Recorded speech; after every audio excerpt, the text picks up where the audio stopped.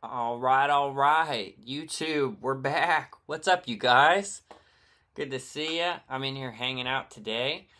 Just uploaded a little Spark 2 demo, and I figured, why don't I go live? Hang with you guys for a little bit. So, for the people watching this after the fact, because no one's in here yet, hello. How you guys doing? I got the trusty freaking Silver Sky out here today. The SE Silver Sky. And I'm just gonna stream for a little bit, man. I wanted to sit and play some guitar. Why not do it with my friends? Which you guys are my friends, you know. I do have friends in real life, I promise, but hey, listen.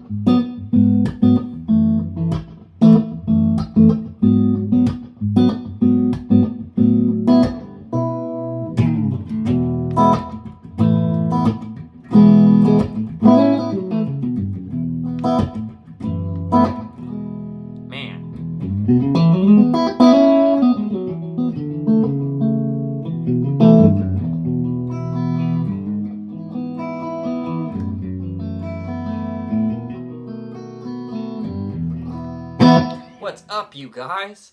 I already said it, but now we're getting some people in here. And we already got some comments. DXXXYY, what's up? What's up, brother? Mark, great to see ya.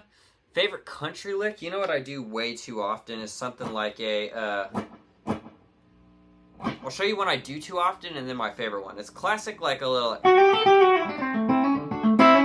Hello.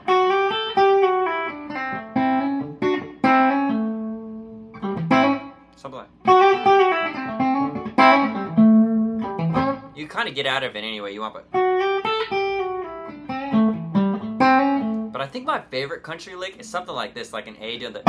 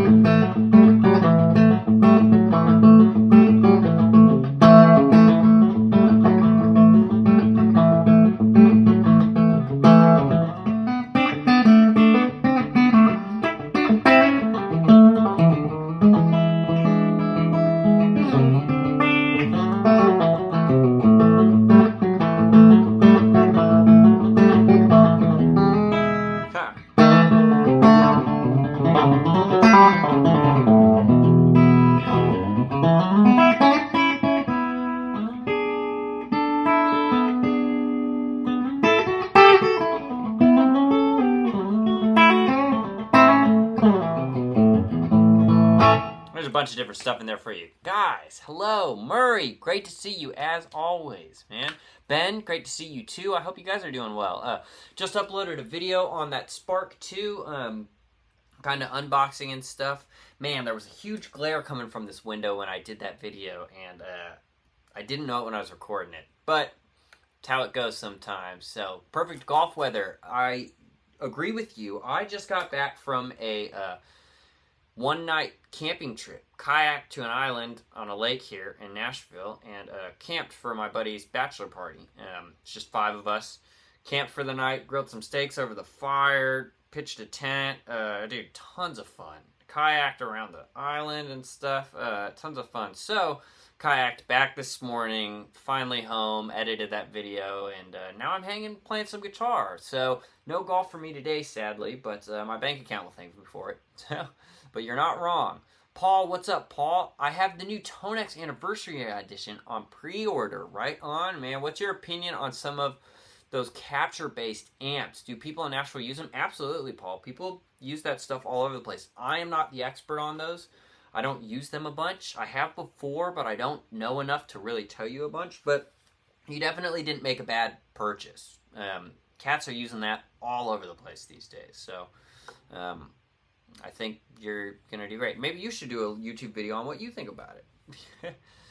Thomas, what's up, Thomas? I need a new amp. Have you tried the DGT-15? Thomas, I have, and they're super cool, man. Super cool. Right here, I'm playing through an HDRX-20, which is a little different, but it's kind of similar-esque. They're different, no doubt. But the DGT-15 is awesome, and it's got the built-in tremolo and reverb. This doesn't have any reverb or anything else on it, and I really like that aspect about it. So I'm loving it, man. I think it's super cool. Real quick, on my slapback, I'm going to turn it down in the mix just a little bit. I'm getting more of it than I want.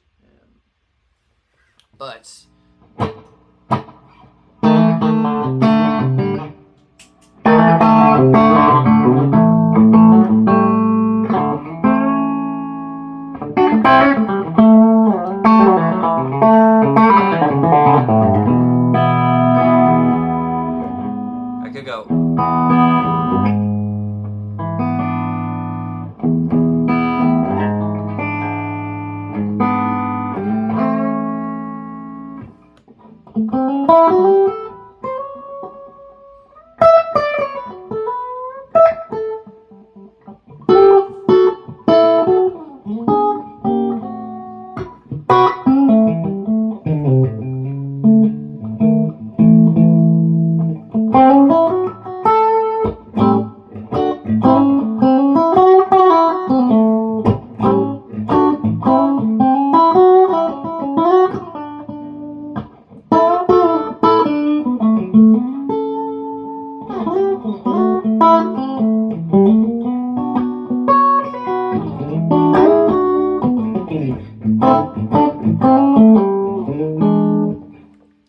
Love this guitar, man. Love this amp. Love the setup. Love hanging with you guys. Okay, I'm just going to call you DX. Been getting into country guitar more, and Brad Paisley is insane. Big inspiration to get better at country guitar. I absolutely agree. Insane, man. That's a guy that's, you know what's so cool about his playing is I feel like you can feel there's a sarcasticness, like, in the playing that is just, it's really cool. It's really cool. There's some really crazy licks in there. Lots of random open string stuff, you know. Really cool. So, love that. Nothing better than being outdoors. It was awesome. It was awesome, Ben. I agree. Are you well-versed in theory, Tim Stealth? I'd say, yeah, pretty well. If you start getting into some really heavy jazz stuff, and when I say jazz stuff, I'm thinking more like tritone substitutions and, I don't know. Yeah, I am to a point. I'm pretty comfortable with secondary dominance. I know how to build any type of chord. I know in your major scale and your intervals, in and out is a big part of that. You know, knowing the major scale harmonized, what the pattern is for playing the major scale as chords. So 1 is major, 2 is minor, 3 is minor, 4 is major, 5 is major, 6 is minor, 7 is half diminished, and then we get back to 1. That's good to know. That's how when I say I'm going to the 3 chord and we're in the key of E, I know I'm going to go up to the 3, but it's going to be, if I play it right. And I love that change. 1 to the 3 is so good at it.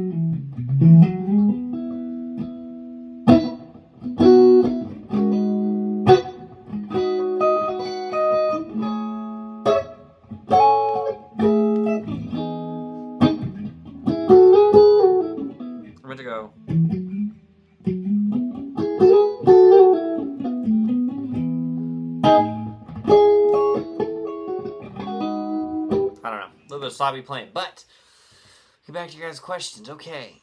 Jackie, what's up, Jackie? Just want to jump on here real quick and say, hey. Well, hello, Jackie. What's up? Headed out to a quick 5 to 8 p.m. gig. Hey. That's awesome. What type of stuff are you playing tonight? What type of stuff? Let me grab this one. I am in sweatpants. I forgot to get water before I sat down. Normally I get a water before this. But happy Tuesday, yep. Thomas, do you do any looping with the HX Stomp XL, or is it easier to use a loop pedal? I do looping with it. I do. Here, you guys, I'll loop something for you. Let's loop that progression I was just playing. And let's have a little fun jamming. Let's see if I can, pretend like I play some actual music. So I really like that. Just, let's omit the 5, and let's go.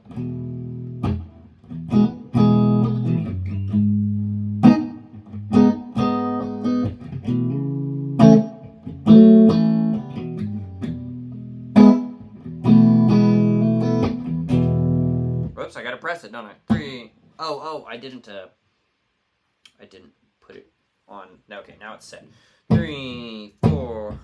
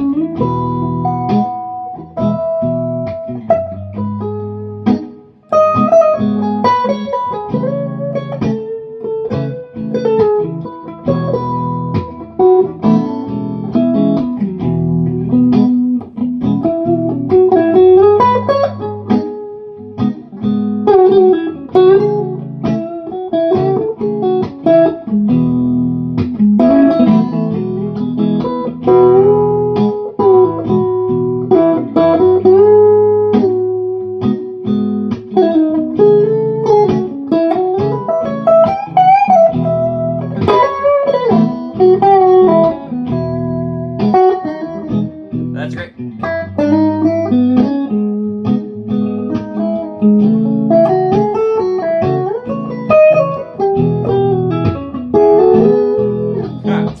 Anyways, I could sit and mess around with that all day, but all right, Thomas, thanks for the question. Kapanga. Tim, any tips on meeting musicians and getting in the scene when moving to Nashville? Yes, absolutely. I've said this in some videos. Maybe I should do like just a dedicated video to that. But here's the best advice I can give you. The best advice is you're going to get here, and if you're trying to do this and really meet some people, you got to just kind of treat it like your job, and you're going to have to just go out. If you want to, and go out to places you think you might want to meet people. There's different communities, and when you land here, you're not going to know what those communities are, and that's okay. You got to go out, and you'll slowly start to learn, okay, certain people hang out here, certain people are playing this side of town, this part of, so there's great stuff. If you want to play on Broadway and meet some people on Broadway, go to Broadway. Go there, try and catch musicians at the end of their set, find someone you genuinely like, and just introduce yourself. Ask a question. The thing you don't want to do is go to gigs and ask people if you can sit in. Don't do that. That comes off strong, and you might be awesome, but people don't know you, you don't want to risk bombing and sounding terrible. They don't want to for a person they don't know, but going up and saying, hey man, I love the tone you're getting. What are you using or something? If you go talk to a guitar player like that, most of the time they're going to want to talk about it. And then you can say, hey man, my name's Tim. I just moved here, just out trying to meet people, get my name around the scene. They're like, oh, awesome, dude, what do? You start building those relationships. And you want to do that wherever you go, you know? So see musicians you like, and don't be afraid to afterwards go up and just give them a compliment of someone you genuinely like. You know, I wouldn't just be fake, and if you don't dig what they're doing, you know, you don't have to say anything. But people that you genuinely are like, man, that guy's good, be brave and just go up and say, dude, just want to say your playing sounded awesome, man. They're like, oh, thanks, man. Yeah, I appreciate it. And you're like, dude, what pedal are you using to get that tone? Or, man, that's a cool guitar. You know, people enjoy talking about that stuff and want to engage in that. And that can start getting the ball rolling on, hopefully, friendships down the line. Be like, and before you leave, be like, man, I'd love to connect with you. Do you have an Instagram I can follow or something? That's a great way to do it. You can go follow. It's the Nashville business card. It's not as personal as asking for someone's phone number off the bat. You say, I'd love to follow you, not, hey, will you give me a follow on Instagram? You know, little things like that are great. Then you follow him. Maybe he follows you back. He or she, whatever. They might follow you back. Check out your page. You got a couple videos you play, and hey, that guy sounds pretty good. Maybe you reply to a story at some point. Dude, you're sounding awesome. Hey, man, you ever want to go get some coffee or get a beer or something? Develop that relationship. Hey, man, Tim's pretty cool. I've seen some videos. He seems pretty good. Maybe you do an at-house jam or something. Hey, dude, I got a gig that I can't play that someone asked me because I'm playing another gig. Do you think you could sub in? That's how it happens. That's how it happens. So you want to be out doing that. And that is 100%, honestly, the way to get in. That's how you get in. You go out and show face. You shake someone's hand, you know, and it's a great way to start by finding people that you see playing, that you enjoy what they're doing, and initiate a quick conversation of just, man, I just want to say your playing was awesome. And then ask them a question, you know. Find something while they're playing that you're interested about, and then, you know, hopefully that'll develop a small conversation there. And the end point there is being, okay, I'm going to try and get this person's Instagram. So then I can follow them on there. They know I'm a person. I start getting in that ethos. And you do that enough, people start seeing your stuff, and it's, you know, it really is the key to meeting people, getting in the scene, doing the thing, is doing that. You could be the best player in the world, but if you don't leave your bedroom, no one's going to know, you know. Or people might know you on YouTube. I'm sitting in my bedroom playing, and you know me on YouTube. But I play live gigs not from YouTube, you know. I play live gigs because I've gone out, and now I've grown my network, and I have so many friends and this and that. But that's my first sure tip. You know, if you do that enough, you will start meeting people. And, you know, maybe it's just, hey, man, I'm having people over on Tuesday night, and we have some beers, and we've got a drum kit set up in the living room and a couple amps, and everybody just jams. Why don't you come over? You know, it's a great thing to go and do, and you just got to be brave. There's going to be a lot of people down here that are really good. Don't let it discourage you. Sit down, shoot your shot. If you're going to play with those people, just try, especially in a jam environment. Just try. Hang on, you know, there's so many jams I'm a part of still. These days, man, I'm holding on for dear life. What it is. There's lots of cats that are going to be incredibly better than you are. Just accept it. Try and learn something from them. Do your thing. Be confident.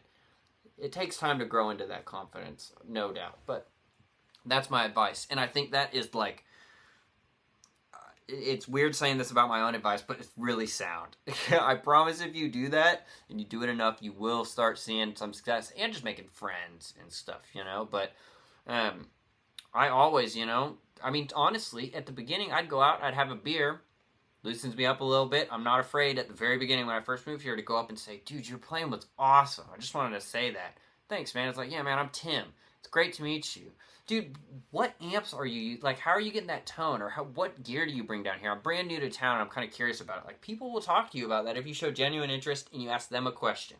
People like talking about themselves. If you go up and just start saying, I do this and that, or whatever, you know, you'll lose interest real quick. Go up, cultivate that conversation the right way. You're not trying to be manipulative, so go up and be genuine when you find something like that. But another little key tidbit is trying to go closer to when they're on break. You know, if you show up at 10 a.m., those bands aren't going to be done until 2 p.m., and you're not going to get to talk to them until then. So show up at 1 p.m. and try and hit that 2 p.m. cut where everybody changes on all the bars, then go up and talk to them once they're done. Find something you liked. Find a question to ask. I promise that will work. Okay, let me answer some more questions. Great question, though. Great question. Thomas, should I ditch the Pod Go and get the XL or the HX effects, you sound great with the XL, and it seems very adaptable to your pedal board. I very much think so. I don't have any experience with the Pod Go. I'm always using a real amp too. But it's incredible. It's the last thing on my pedal board, and it's all my, like in here when you guys hear me playing most of the time, I'm just using reverb and slapback. But like for Lanco, like this is a song we play called Born to Love You. This is the tone I'm using for Born to Love You with more delay and reverb. So,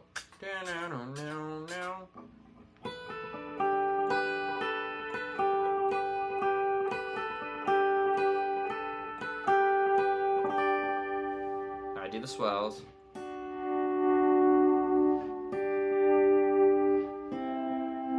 Butter it up.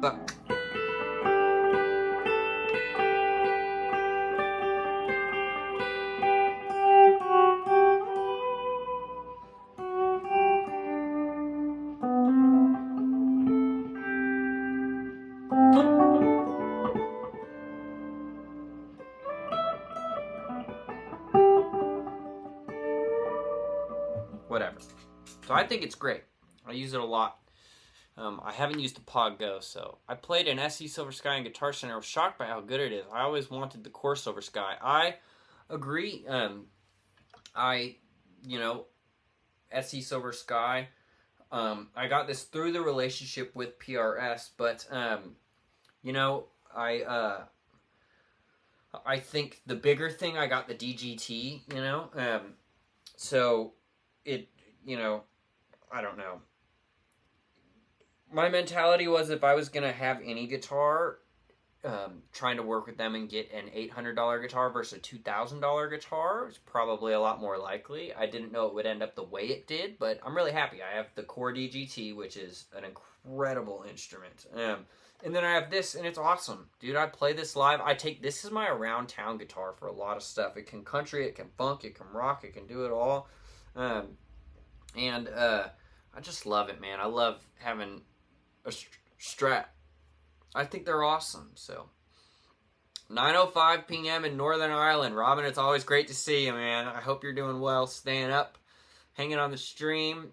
I always stream at a great time for you, don't I, Robin? Everybody else is like, Tim, I'm at work. But, Tuesday, I'm at work. I'm at work right now. I'm at work. This is my work. I just uploaded a video. I come on here. You don't always make tons of money on here. Sometimes you guys tip, which I really appreciate, but you never have to. It's just hanging, doing the thing. I enjoy doing this. If I'm going to play guitar, why not, as I said at the beginning, do it with my friends. Okay, hey Tim, PRS just released the Silver Sky FD SE and left-handed version. I saw that. I picked one up and love it. Awesome. I floated the trem with a little setup work. It plays like butter. Do you float the trem? Hey, that's a great question. I don't. In fact, the DGT comes with a floating trem. All the ones that come with a floating trem, I lock it down. But it's because I don't use it and I anchor my palm. Also, especially here in Nashville, there's a lot of songs where you've got to switch to drop D. And I need to do that without having to retune the whole guitar. So I can just...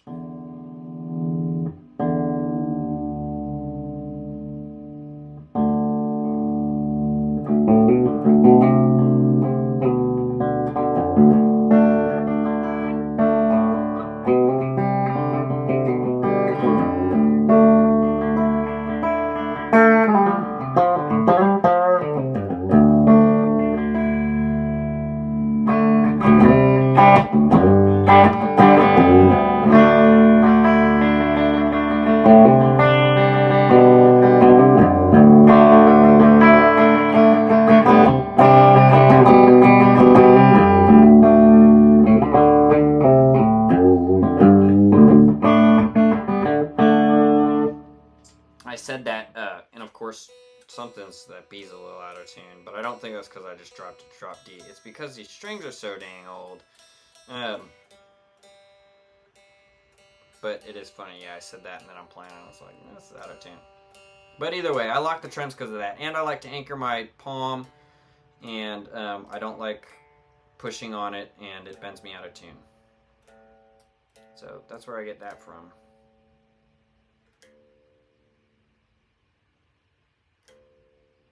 Playing a drop D is great though, isn't it?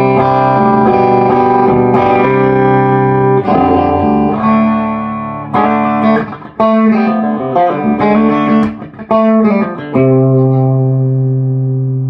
the treble down a little bit. We'll get the bass up. Let's turn that presence down. Let's get the treble down.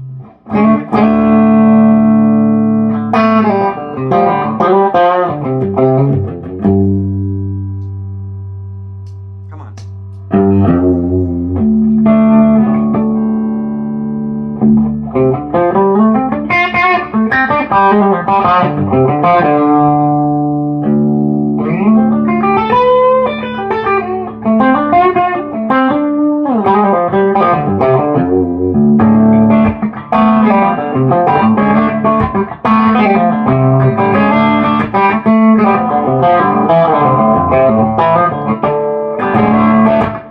I normally do that a little faster, I think. I think I do like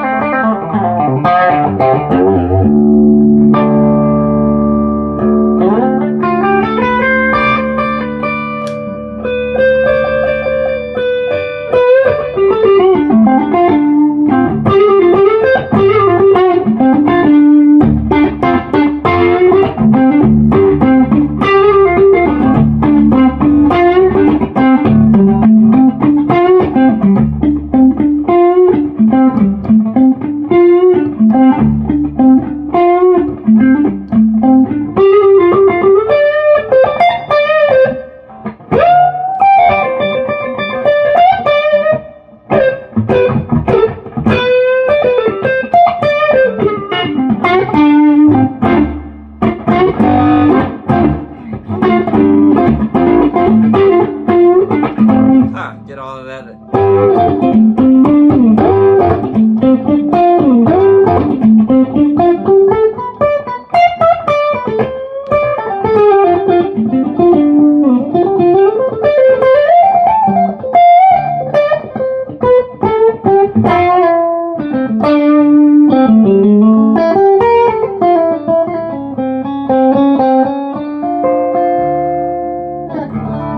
Whatever.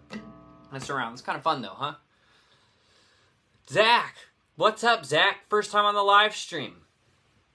Hi, Tim. Do you consider yourself a country player? I got some country in it. Some country licks. A lot of country is pop rock guitar. It depends on the type of country, you know? Like, if you're doing some old school,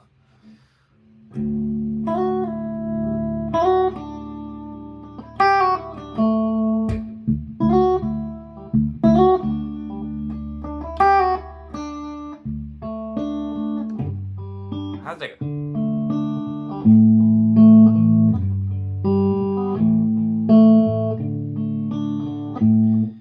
It's amazing how you see right through my heart.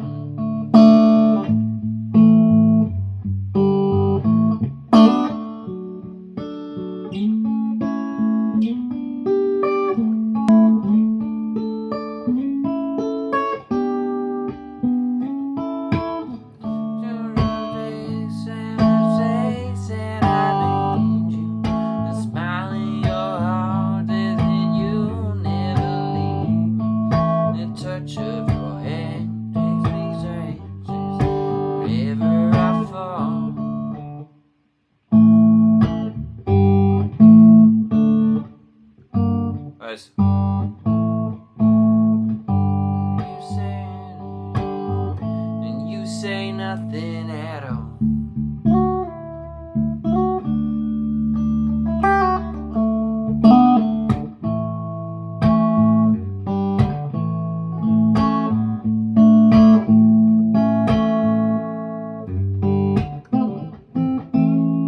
Ha! So, I mean, there's that kind of country, which is still not me doing a super country. There's this kind of the,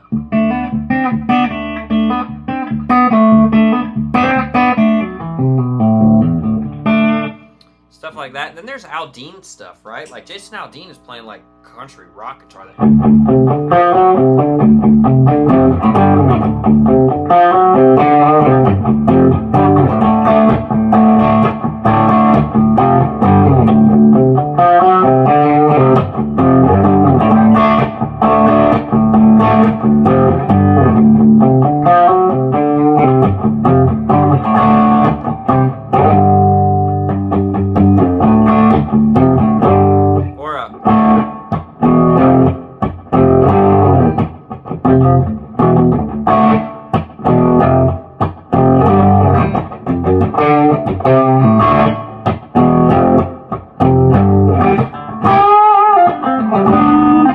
That's a little sloppy. I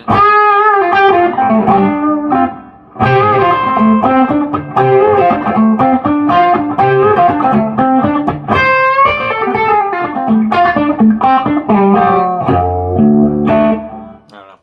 So do I consider it? Kinda. There's Cat's way better at some country stuff than I am, but fun to play. Love playing a drop D too.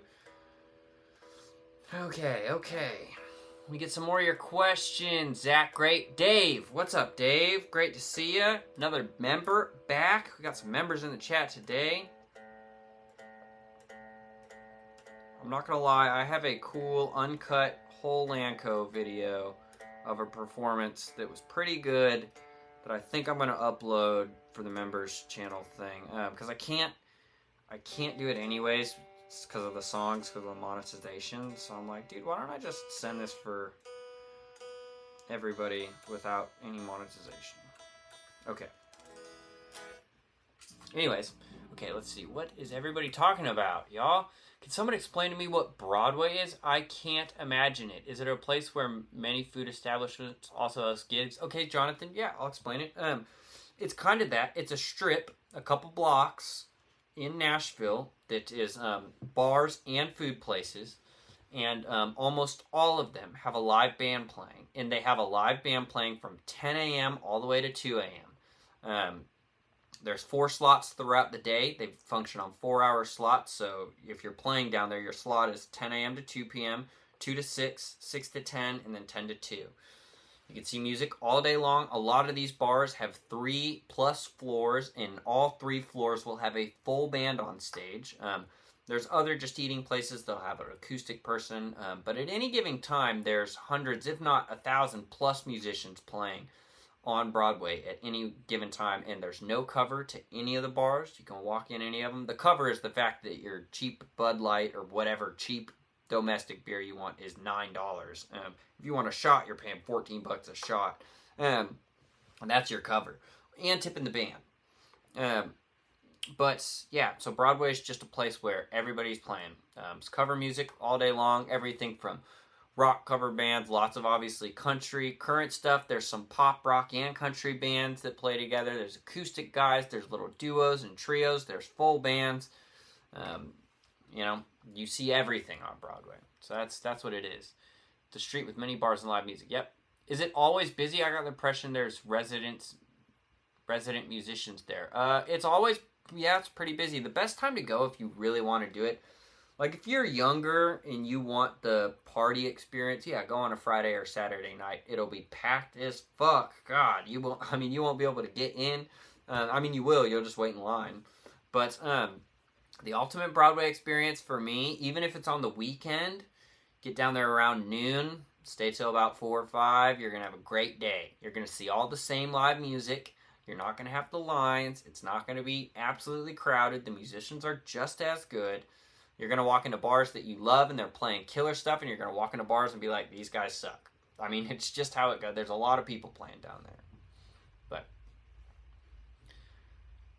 To Blue, Tim, hello. From back east, Chesapeake Bay, right on.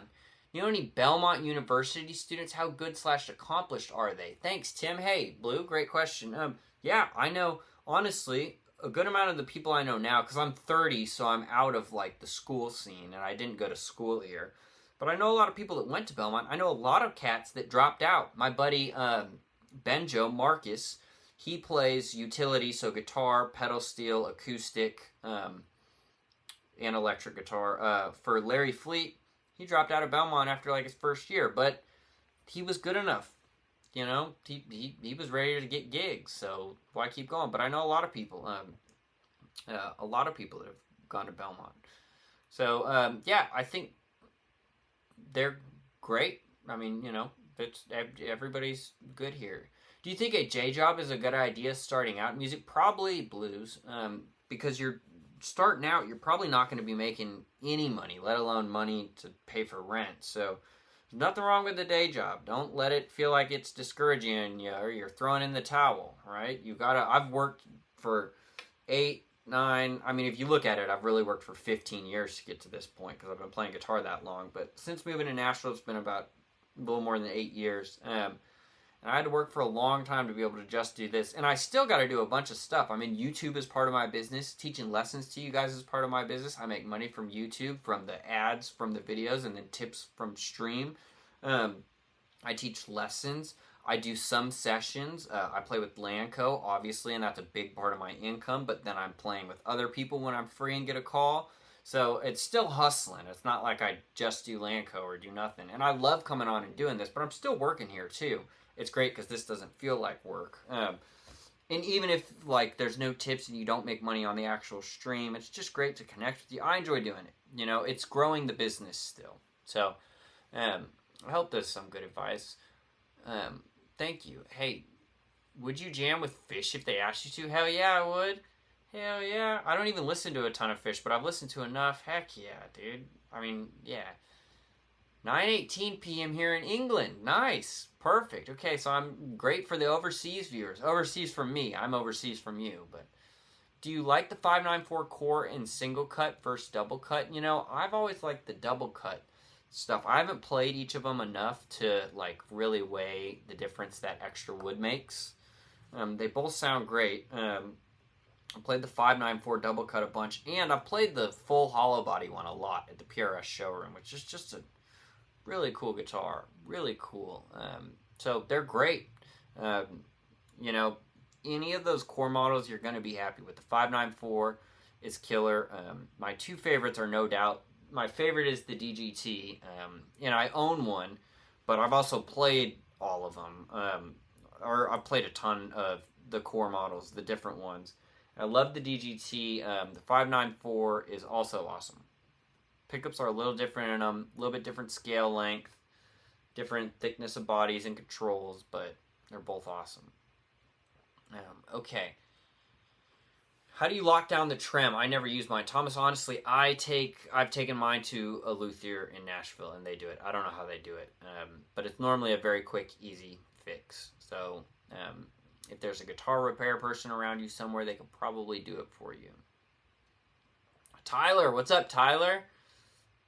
Thomas, is the Nashville Sound and Amp the deluxe in Princeton, or do you see all kinds? Hey, thanks. Okay, so the answer is yes to both of them. The deluxe in Princeton are everywhere. Their backlines everywhere. It's the standard amp. Everybody's played through them. Almost everybody at least owns one. But you also see all kinds of amps down there, and you see all kinds of direct verse amp rigs. It just depends on the gig and the venue. I would argue to say as you go up in levels, you see people using different gear. But a lot of people, you know, like Tom Bukovac, I'm pretty sure if he's playing on one of those bigger gigs when he does play out, I think I've seen him running 2 deluxes.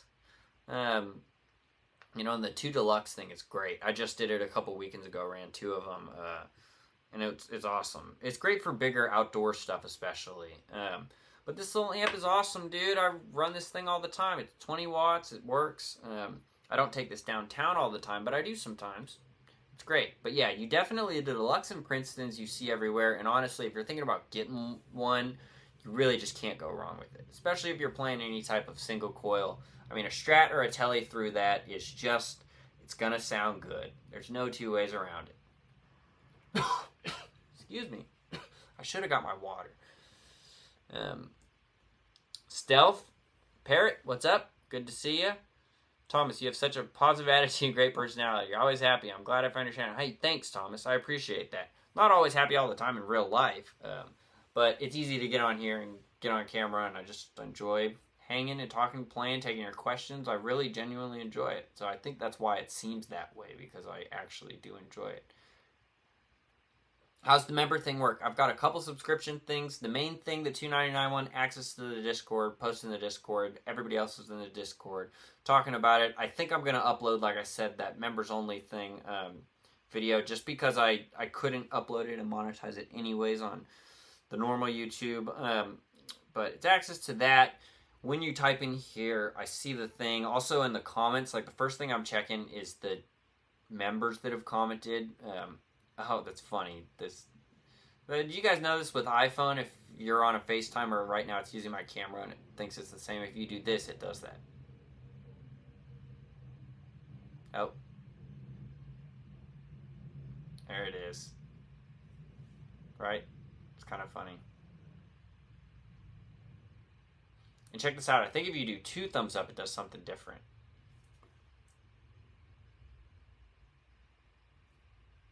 Boom. Check that out. Now you know, if you got an iPhone, you can do that while you're on camera. And you just say, congratulations. Ha. Yeah, I will do that every time we get a new member. Ha. But it's the Discord. Now, the higher one that's $24.99, the real key for that is just the free 30-minute lesson a month, which is a little less than half off of what a 60-minute lesson would be. So a little bit of a discount, but you don't have to do the member thing. You're not going to miss out on tons of content and whatnot. I appreciate the people that do, and it's really also just supporting the channel. I mean, right? And when people say supporting the channel, it's like the guys for saying you're paying me. I mean, that's what it is, right? But that's supporting the channel. It says, okay, I'm making money from YouTube, so let's make sure I keep uploading. Let's make sure I keep engaging with the community, keep growing it, you know. So don't be fooled. That's what supporting the channel means, is you're giving money. But, yeah. Okay. Roachweiser, I don't know how to say it. I want to visit Nashville just for Jack in the Box and Whataburger. Miss them. Interesting. Okay. Well, that's a hot take. Hey, I hope you get those. Not just 4, but those would be early visits for me. Hey, love it, man. Love it. Thanks for explaining Broadway. I'm a Brit and have never been to the U.S. Awesome. Well, Jonathan, it's great to meet you. Broadway sounds awesome. Quite difficult to imagine.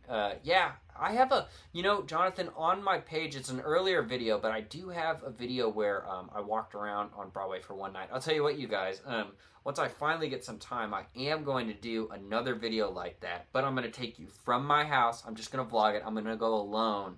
I'm going to take my phone from my house to getting to Broadway, to parking, then to going to Broadway. We're going to go into a bunch of bars and stuff, and then I'm going to go back home. And I'm going to do a whole vlog of that just by myself and stuff. And I think that'll be a really cool video that hopefully you guys enjoy. So that will come at some point, but there is a shorter version of that on my video, or on my page right now if you scroll through. Thanks for explaining Broadway. Okay, to Blue, yeah. I asked you before, are you taking harmonizing voice lessons? I'm not. I definitely should. Definitely should. But I'm not so far. So beautiful color on that guitar. Hey, thanks, Zach. Let me play a little bit. I do play guitar for the people that have just joined. You know what I love? It's just that.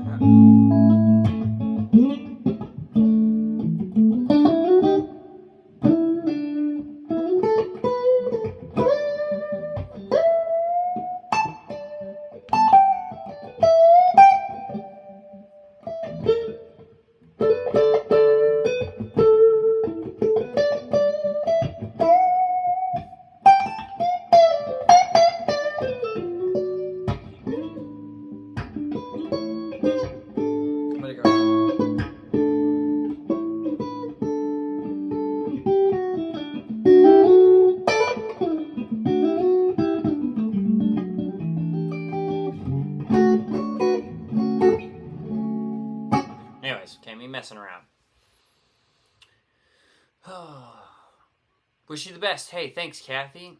You're such a kind personality. Hey, Kathy, I really appreciate that. Thank you. That's honestly really just a sweet, nice comment. Thank you. Zach, nice. Hey, thanks. When you say subscribe, it should highlight the button too. That would be a great idea, Dave. Let's see. Subscribe. I tried the other day to see if there was other hand gestures that it would do, like if I went...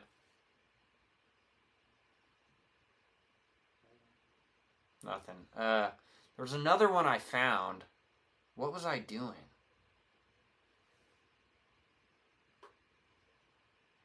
Nope. Nothing. I'd found another one. Anyways. I didn't do it that time. I don't know. Hey, Tim. Paul here in Ireland. Love all your videos. Keep them coming. Thanks, Paul. It's great to see you. Welcome from Ireland. Jason, good to see you. How you doing? You need to tell all of us folks to, if you are enjoying the video, hit the damn like button.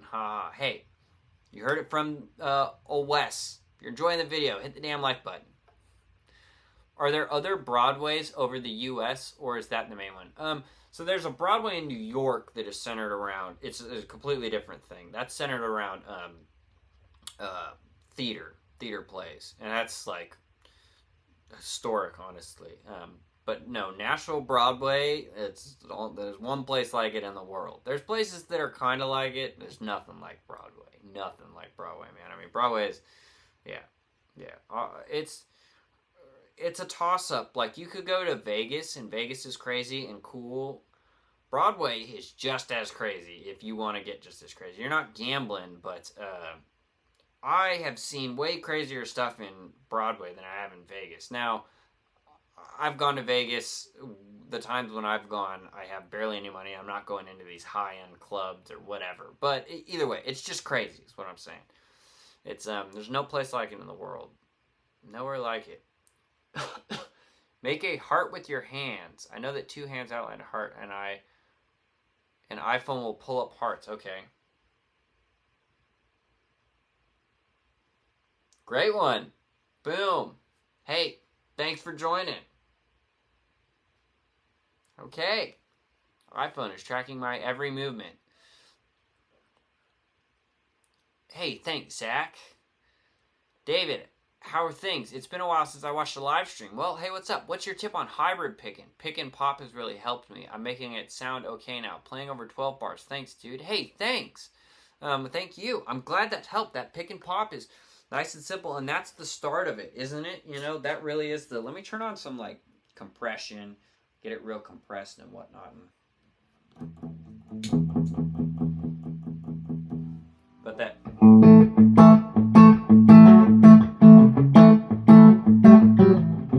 Or that...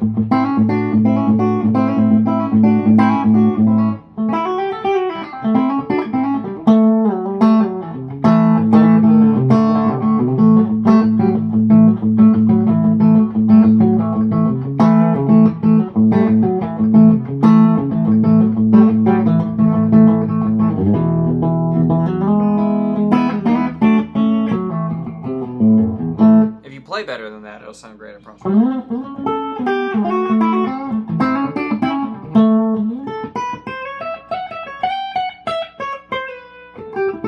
Oh, that's it.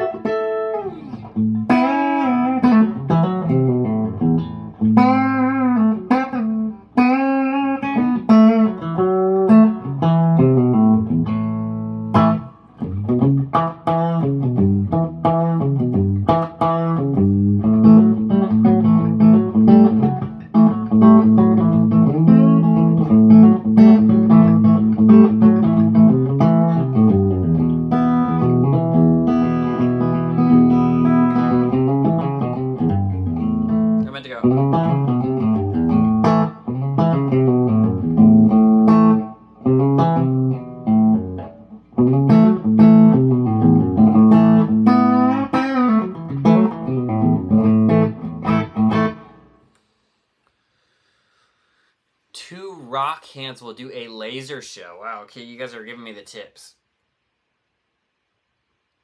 Crazy. Ha! That's kind of fun. Okay, what does 1 rock hand do? Nothing. You gotta have 2. Ha! Love it. Love it. Thanks, Houston. Thanks for the advice on meeting people, Tim. Absolutely. I feel one thing different about Nashville is that the scene on Broadway is very different from the bluegrass songwriting or jazz scene for that matter. Absolutely. And that, but here's the great thing. You're absolutely right, but what I was talking about goes through all of those scenes, you know? Just go find that music, people playing that type of music. If you want to play bluegrass, go find some people that are playing bluegrass. Even just look up online. Nashville venues that have bluegrass music, you know? Go to D's. Go to the Underdog on certain nights. You know, there's places for that. Go to the Station Inn. You know, and just try and talk to the people afterwards. I promise it will work. Tim, I just received my Nashville number system by Chess. All while viewing. That's awesome to Blue. Who's by Chess? Who's Chess? But I hope that helps. The Nashville number system is a great thing, and it's how I think about the guitar and progressions and how I work down here. And everybody works. Have you ever tried modelers through a regular cab? Thanks. Daniel, I haven't really, to be honest. I really haven't. It's a good idea. I should try it through the Cab. We should do a little video about it. I've never tried it. Love that. Toto written song for Michael Jackson. Yeah, it's awesome. I love that thing. Hey, not long before Tim turns into one of those streamers throwing up rainbows with a filter. Ha! Yeah, we'll see. If we make it to 100K subscribers, then we'll start getting into that stuff. Yeah, that's what I'm talking about. Your playing's amazing. Hey, thanks. Thank you. You make it look easy. I know it takes a lot of practice and time. Love the rock hands. Best one so far. Hey, thanks, David. We'll give David a rock for that. There's that laser show. Come on. Tim, do you know which Toto brother wrote that song? I have no idea, Old Wes. Old Wes, are you hitting shift for those caps things?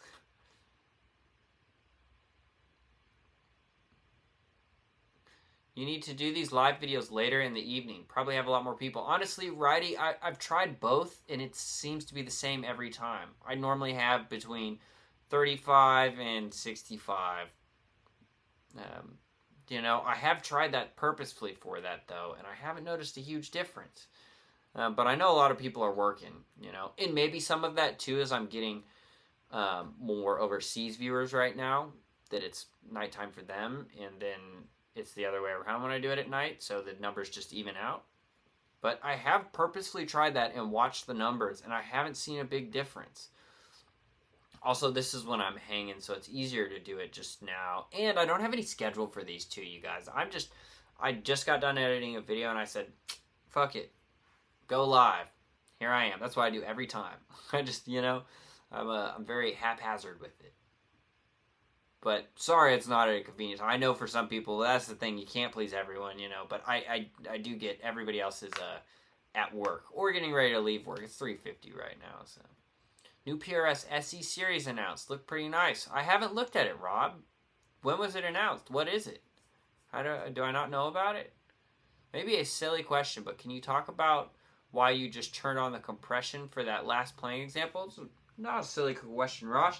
That compression squashes it down a little bit, and for that chicken picking stuff that's really percussive, it helps a little bit. Honestly, look, if I turn it off, will you even notice a difference? If I go compression off, now it's on.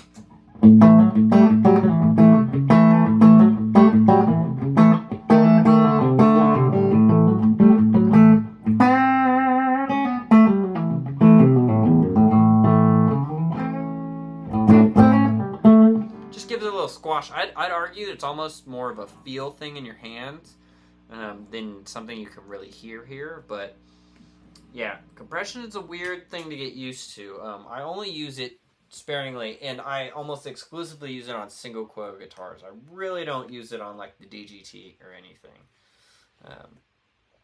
You know, Toronto. What's up, Dawson? You're here. You guys are here. Just the 2025 models. Okay, right on. I need to check it up.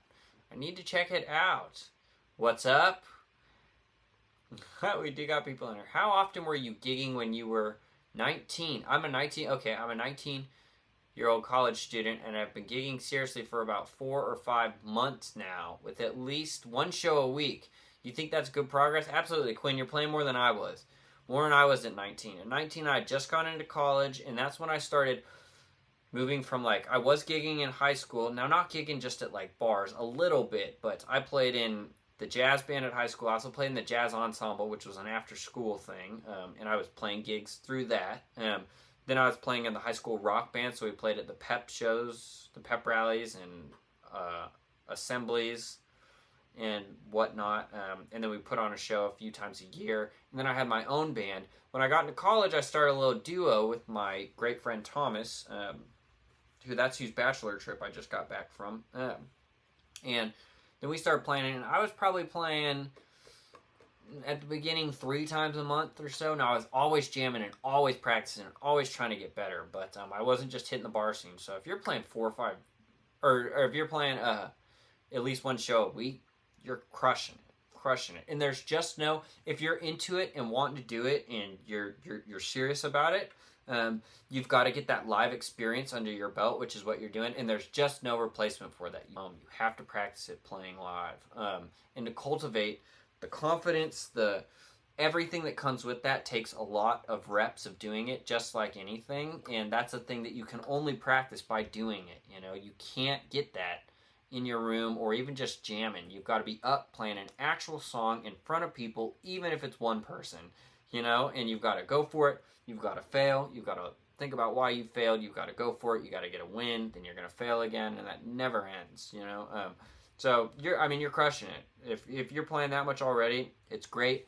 I always say you're not getting any worse. And if you're serious about doing it, and if you're out gigging, you are, you just got to keep doing that. You're crushing it. But that's going to cultivate over the years. You're 19, I'm 30.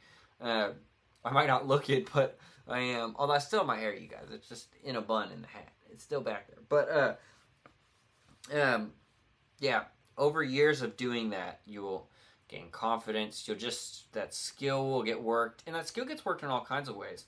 The more times you go to a sound check, you learn how to set your monitor, how you like to set your monitor. You learn how to dial in your tone with a band mix that's completely different than me playing at home.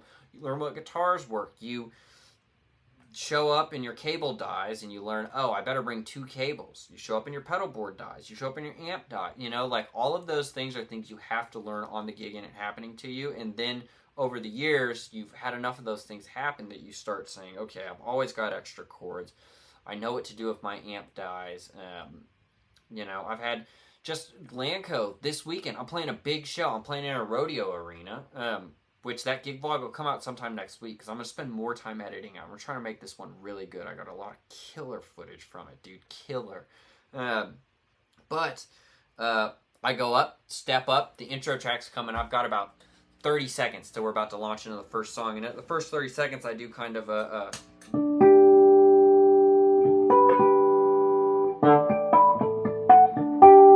everything's building and the track's getting bigger, and then we're going to go into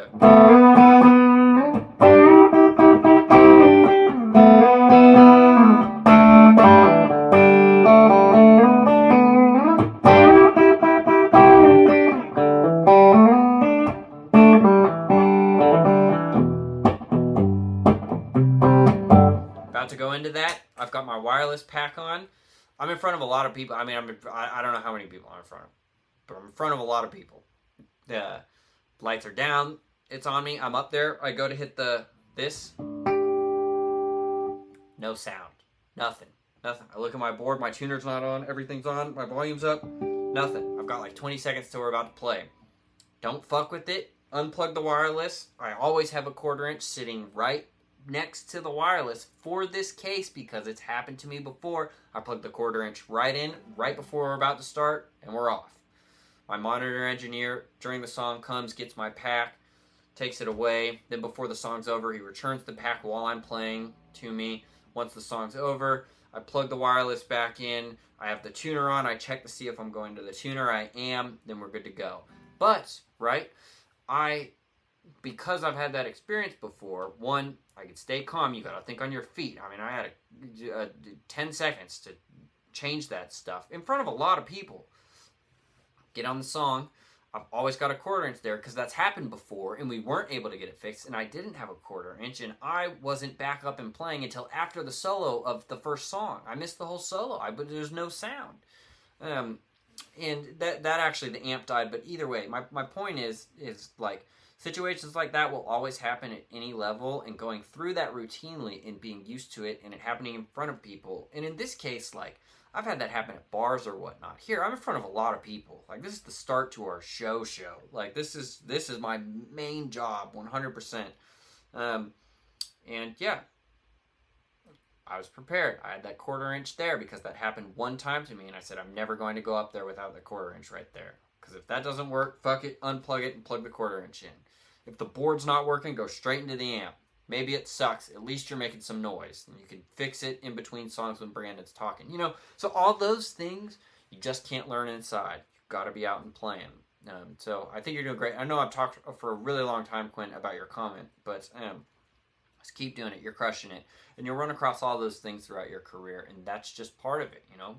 Part of being a pro is being able to handle that. No one on stage knew that I had even made that switch. Now, thankfully, my monitor engineer did, because we have a great monitor guy, and he's our tour manager. But Julian, who noticed the pack wasn't working, and he's over, got my pack, rescanned it, returned it right back to me. Doesn't mess me up while I'm playing, because he's doing that on my back pocket, taking it off and putting it back on while I'm playing. It's like nothing. Next song happens, I've got just a second in between it, plug it right in, worked, you know. So anyways, that's a little bit of story time, but also just telling you about it. So you're crushing it. Okay, let's move on. Dan, drummer here. I auditioned for a touring gig. Nothing has been decided yet, but sounds promising in my favor. Any advice? Okay, Dan, awesome. I think I'd almost ask you a couple more questions about it, but I could give you so many different pieces of advice. The first one is, don't be discouraged if you don't get it. I am successful and make a living right now, and I have found a band that I fit in with, that I've joined, that are my best friends. I love making music with it and stuff, and I had done, I would get maybe 10% of the auditions I did before this. I was always getting told no, always. So first off, if it comes back a no, you know, that's pretty normal. If you do get it, the great thing is just, if you do get it, spend your time practicing. Get that set down really good. Know it. If you're the drummer, be confident with your count-offs when you need to count it off. If you're working with the click track, be confident with that. If you're running tracks, obviously be confident with that. But work on those things. Know the set list really well, because especially if you're doing a touring gig, and it's not just a, or maybe it is a cover band thing, but either way, you want to know that material well enough when you have enough time to go up and perform. We're in the entertainment industry. People are hearing with their eyes. So know those songs well enough where you can start focusing on, okay, I'm going to perform. I know you're drumming, but you know what I mean? So I'd say spend that time, shed that music, learn the stuff, especially the original stuff, as close as you can to the record. You know, learn that really well if you're playing original tunes for the artist. And then, you know, you're getting ready to tour. If you haven't toured at all, you got to go out and have a positive attitude. Touring is tough. A lot of stuff goes wrong. There's a lot of late nights, really early mornings. It's going to run you down, and you just got to stay positive. I wouldn't go out there and be drinking way too much. Read the room, see what other people are doing. If other people are drinking way too much, maybe be the guy that doesn't, right? Sober for the gigs, you know. I always take a beer up on stage with Lanco, but I'm not like, you know what I mean? I'm not chugging beers. So that's great advice. You know, I'd... for the guys out there, which there's a lot of guys on here, and this is a real thing, you know, I don't want to say it sucks to say, because it's a fun part of the gigging thing, and I know it. It depends on what type of touring gig you're about to do, because if you're out just playing cover music and in the bars, it's one thing. If you're playing a show for an artist, you know, try and stay away from the women. man. I mean, that's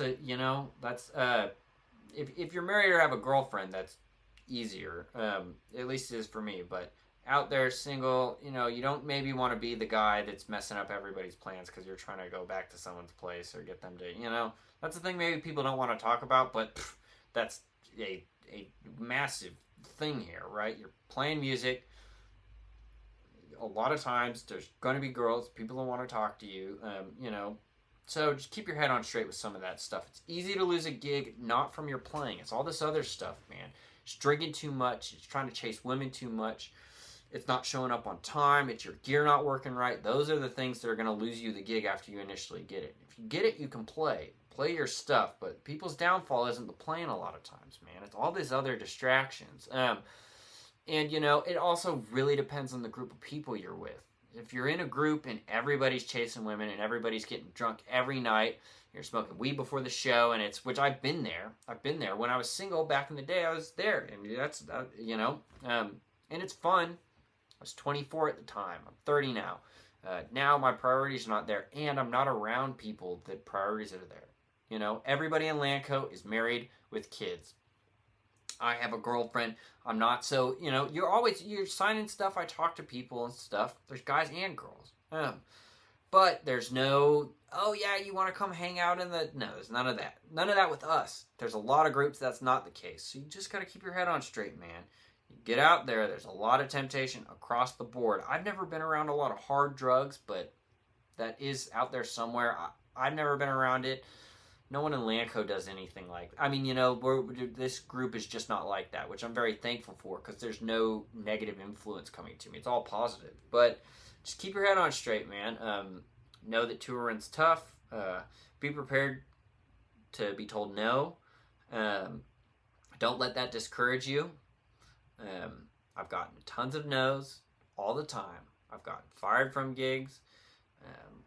And not because I was like, oh, fired, like Tim show up drunk. No, you just get a call when you're on a little bit bigger gig and they say, hey, we've decided to go a different direction. We thank you for your time. How it goes. What else could I give advice-wise for that? I said gear working, know the songs, just watch for the temptation stuff, If you want longevity in this career, you've got to recognize that at some point. And just be like, I'm here to play music. It's not all just rock and roll. I'm not going to lie. I'm very thankful for the early years of my career where we're just a bar band and it's 4 guys and we are living like we're rock stars, just in the sense of we're drinking all the time. I was smoking weed before the shows, after the shows, always trying to talk to girls or whatever. And yeah, that was a fun time in my life. I'm very thankful that I had that time and I'm done with it, and I feel great at the spot I am now, and it doesn't feel like, oh, I missed out on something. But, just being super real with you guys. That's a real thing that you might not think about and maybe aren't prepared for. And obviously, in any walk of life, I'd say stay away from any hard drugs. I've never done any hard drugs, and that's, I've watched people fail because of that, man.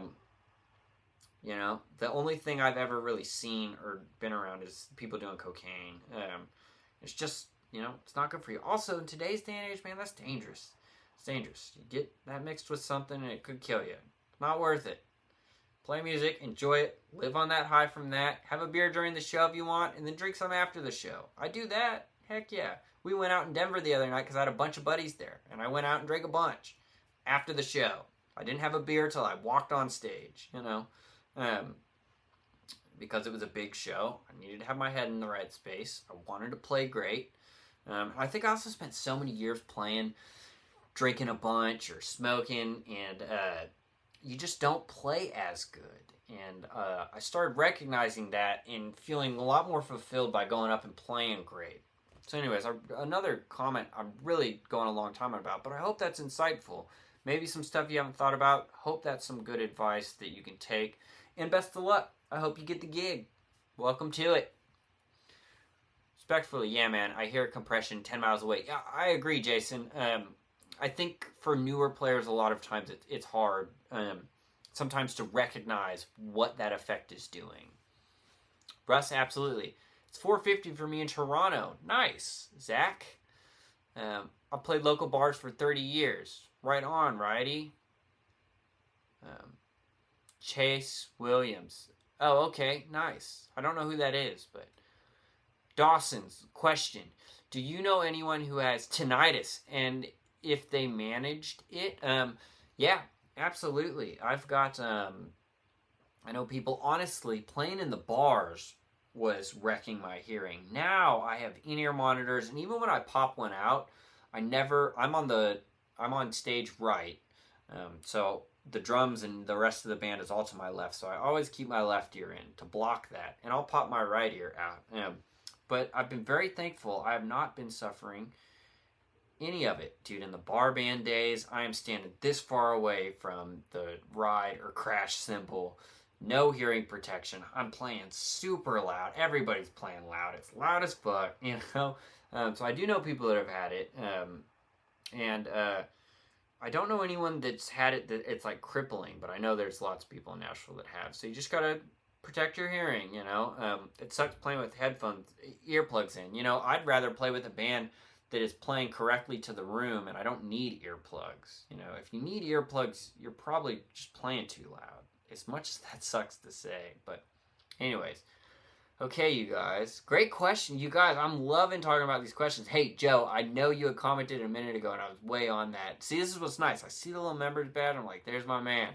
But down here in Florida, Joe, please be safe, man. I can't believe there's another hurricane happening. And I'm hearing that this one might be the biggest one we see in our lifetime. I'm hearing this is going to be really bad. My dad has a place in Sarasota, and they're not there. But, you know, it's the place is whatever. I'm really hoping for all the people that live there and stuff that you guys are okay. And, man, if you need to get out, get out.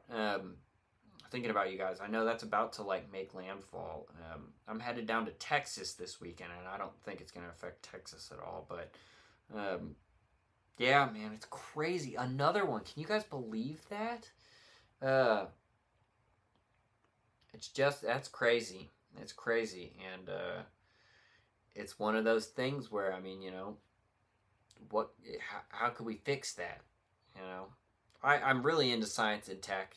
And there's stuff about controlling the weather, for positive or bad, I guess. Some people think people already are, somewhat. I don't really think that. But, you know, I don't know how we reverse that, man. I don't have the answers. But, Joe, please stay safe, man. Please stay safe.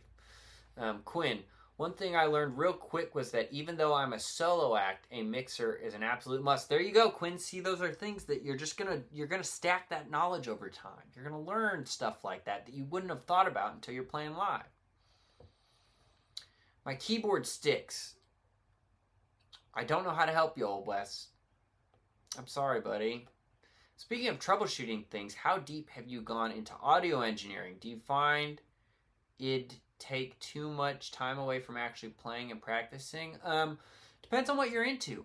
I'm not into it because I just play and practice, and I just like guitar. I don't like it as much. It's just not my thing. But if you're into it, I mean, don't, you know, I can't tell you whether you should or shouldn't dive into that.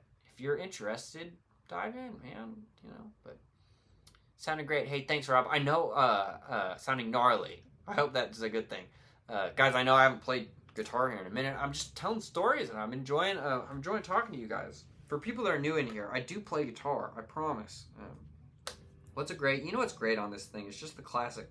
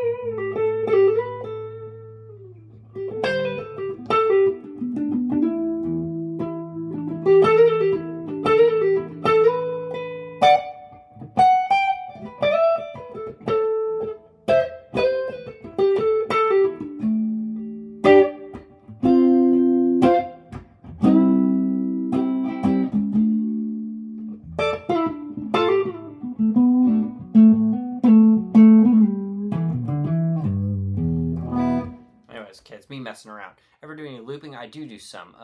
Hold on, let me go back up though. That's a great story. Glad I logged in right when you're explaining that. Got to be prepared for anything. Hey, yes, I'm glad you guys enjoy that. Plan B always needed. Yes, you're right, Mr. Vague. You learned that playing live. James, great to see you, Tim. I'm still in your working area.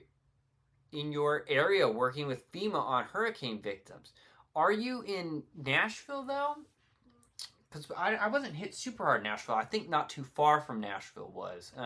But doesn't matter, James. Regardless, thank you. In fact, I think we can all owe James a thank you. In fact, why don't we give James a good job? Seriously, man. I know it's bad. It's crazy. You know, I don't have all the answers, man. I don't know, but it's just crazy that this is happening and happening again. That's what's really making it crazy. There's another one. Oh, dude, and hopefully that doesn't come up the coastline, but it doesn't matter. The people in Florida that's about to go through, it sounds like this next one is going to be really, really bad. So thank you, James. And I think everybody can agree you're doing a great thing. Just a loud noise. I don't know what that was. Huh. Okay. A minor tinnitus in my right ear. Okay, Dawson. Rob, I have tinnitus courtesy of the Air Force. Okay. Thank you for your service. Fortunately, usually just some ringing. Definitely encourage wearing ear protection and looking silly if you need to. Absolutely. And for musicians wise, the Air Force and being around planes and jets, it's got to be a whole different type of thing. Or just I'm assuming being in the Air Force, you're still going through basic training. You're still firing weapons and whatnot. My dad was in the Army.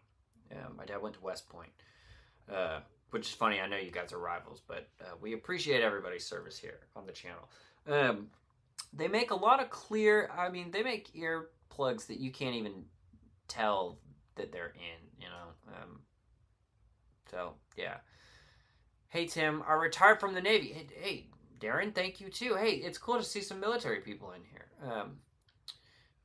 And will soon retire from the Pipefitters Union. Okay, awesome. Talking with my wife about spending time in Nashville just playing. I've been playing in cover bands since '84. Hey, Darren, there's always a place here for it, you know? And there's so many venues, and you can meet some guys, and if you do a once a week, once a month thing, and you get out and play, that opportunity is here. It really is. So if you're interested in doing that, and you're getting ready to retire, and you're like, this is something I never did and I want to do even more, man, do it. Send it. You know, I know we're in very different walks of life. Maybe it's easier for me to say that, but maybe it's easier for you to say that. If you're getting ready to retire, I don't know. Everyone's situation is different. I've got a pretty send it attitude and mindset. Okay, Dawson, thank you. Dave, okay, I have tinnitus from working in machine shops all my life. It sucks. Yeah, I get, you know, I'm around music so much, so I relate it to music, but I guess there's a lot of jobs that there's a lot louder stuff that you're around than just playing music. So, I understand that. I just moved from Sarasota a few years ago. Sucks with so many friends there. Yeah, Rob, I'm thinking about your friends, man. I hope they do all right. Puts on tinfoil hat for weather conspiracies. Yeah, right. Yeah. Yeah. I don't think they're doing that now. There's a lot of science about firing lasers into the sky that we could manipulate it at some. I don't think that's reached the level now where we're doing it on an industrial scale. There's a lot of science that's in years to come. We could play a part in affecting that. Now, your moral stance on that is your own. I don't know. But either way, I don't think right now we're doing that. But some people do. Do you ever get into any recording at home? You know, Pete, I have a little bit. I suck at I can play guitar, but everything else I kind of suck at, and I get discouraged pretty quickly. And I know I'm on here preaching such a great attitude and don't get discouraged and all this and that, but I'm human too, y'all. You know, I'm just a normal guy. So I'd love to more. I've been writing some. I've got some songs in the bank, not even finished songs, but seeds of ideas that I really want to put out my own music, to be honest. Just to be fulfilling. No one will listen to it. I mean, I do have the YouTube platform, and some of you guys might listen to it, but I really want to do that just because I want to do it. I love Leonard Cohen. I really get to be a part of that music, unlike other groups are in Nashville. But, yeah. Okay. There's such a thing as cloud seeding, though, to increase rain frequency. There you go. Ever do any looping? I do some. I used to do way more as a kid. I don't do as much now. Looping is mandatory. What's up, squad? There's Dan. Dan, I'll tell you what, dude. I think you messaged me while I was on vacation, and I still haven't messaged you back, dude. Honestly, I've got a docket of people to message back. Set up lessons for next week. But, Dan, if you did message me, dude, just shoot me another one. Or I'll look after this. I need to. But if you shoot me another one, it would remind me. But good to see you as always, Dan, man. I hope you're in there playing with some of that Mateo Sassado, dude. I went back to that video the other day. I didn't really get any farther, to be honest, but so damn good. And this strat is tuned a half step down. Let's plug that in for a minute, because he's tuned a half step down in that. And I was messing with it, man. I should have spent more. God, this guitar is so much heavier than that Silver Sky. Way heavy. This is like, I mean, I say way heavier. In guitar terms, it's probably a couple pounds heavier, but nonetheless. Let me tune this up. Oh, I do love this guitar though, you guys. This is my OG. For y'all that are new here, this is a 2003 American Deluxe Strat that I bought in 2010 when I was in high school. And it's been, I learned how to play on this guitar. I learned on guitars before this, but this was my first pro instrument. And I played literally hundreds of gigs with this. When I moved to Nashville, the only electric guitar I owned was this. And that was the only electric guitar I owned in Nashville for more than 5 years. And I was traveling all over the country and playing. You guys, this will sound like I'm lying. It always does. I've never broken a string during a live performance.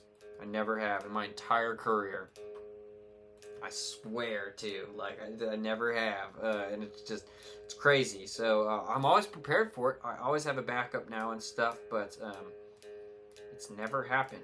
The closest I've been as a rehearsal, I didn't break a string. In the gig bag, the locking tuner came loose. And while we were playing, I was playing and it popped out of the socket.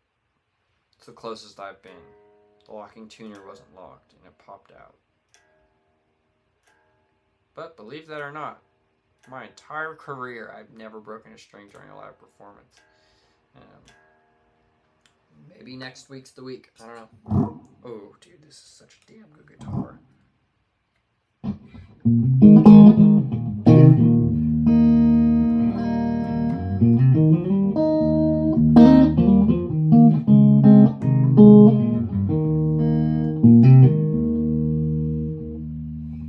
Oh, there I was about to.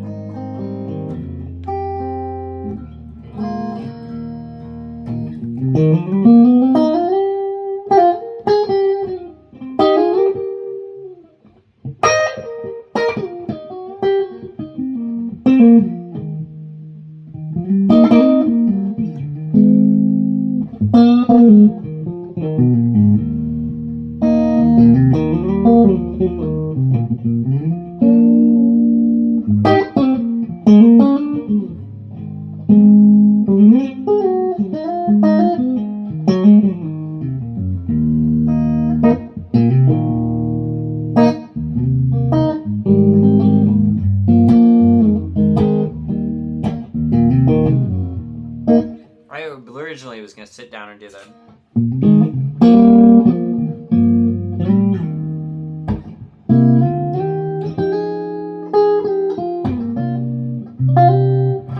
That's a hard thing to hit.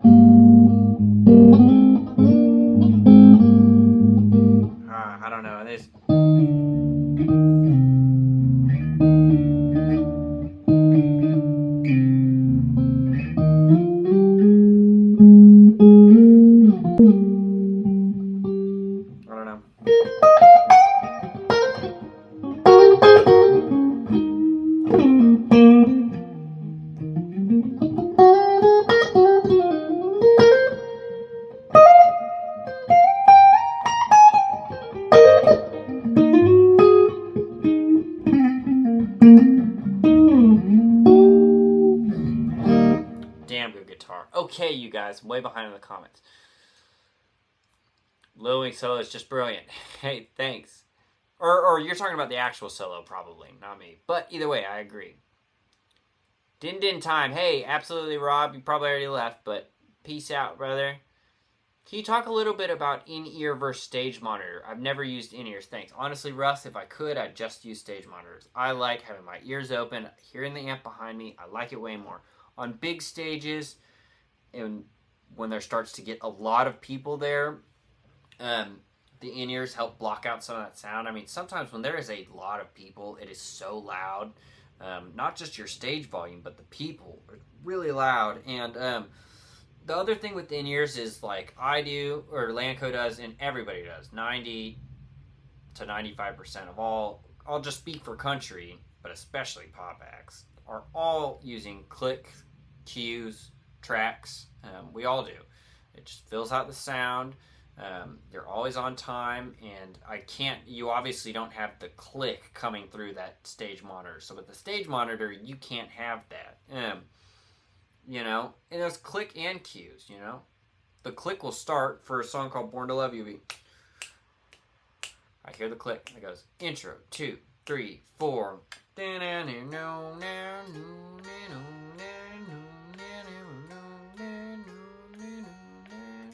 Some people, like worship bands, will have it for every section. We only have it for sections that you might want to know. Solo, but it doesn't go verse, then chorus. We don't have it screaming in our ear the whole time. I hate that. But it does help sometimes for moments where we all need to land on a hit together, and it's saying, finish, 2, 3, 4, down. But in-ears are a different beast, no doubt. Okay. I've just started. Also, you can buy a cheaper pair of in-ears. There's also then levels of being on in-ears. I used to be on non-molded in-ears that just went into your ears, and anybody could wear them. And those allow a lot more bleed, so you're hearing the outside world more. I have custom in-ear monitors now. They're molded to my ear, and it's more than a 20 dB drop. They're earplugs. They're like the best earplugs. It's fit to my ear. What sucks about the custom molded ones is I have too nice a pair of in-ears, and I can't show anybody them. No one else can wear them. Literally no one can wear them but me. So, dude, when you get into the custom molded ones, it is fucking expensive. You could buy not the top tier, but you could buy a new MacBook Pro for less than my in-ears cost. And I had to pay that off over time. They were so expensive. But it was finally time to make the upgrade when I joined with Lanco. I was the only one not on real in-ears. So I did. And it's hard, man, having too much isolation. I still always crack my right one a little bit. Or when I'm doing a big solo, I pull it out all the way so I can hear my amp. It's hard to get used to. I still don't love it. And I've got a really nice pair. I mean, it's not just, I have a crappy pair. Anyways, I could talk for a while about that, but let me answer a couple other questions. Then I'm going to hop off in a little bit, you guys. I got to eat. I've just started looping. It makes playing your own way better, and I think it's helped my lead playing much better and improved my timing. I absolutely agree. All of those things are a great reason to try and work with a looper. I agree. Seems so open. Not a fan. Rob. He says, Rob T seems so open. Not a fan. Not a fan of, what did Rob T say?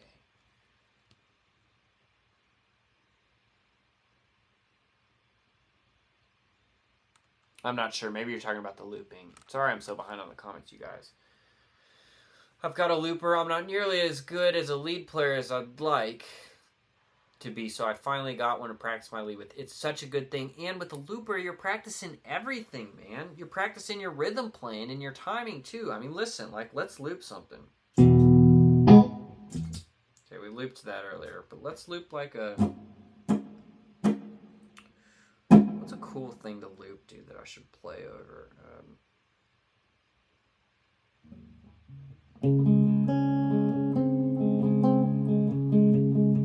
Let's do a slower one. 3.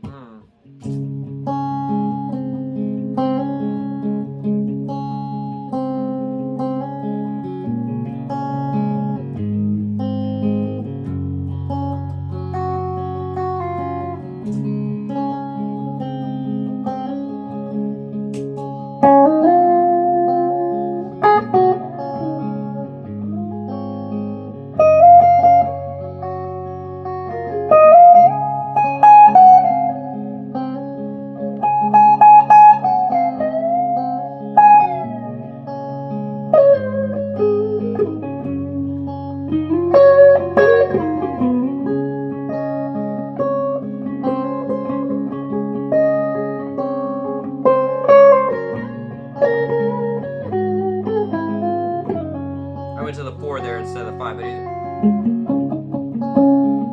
but so let's do this. Let's stack some parts. This is another great thing to practice. Let's come up with like a little hook lick for it. Or let's do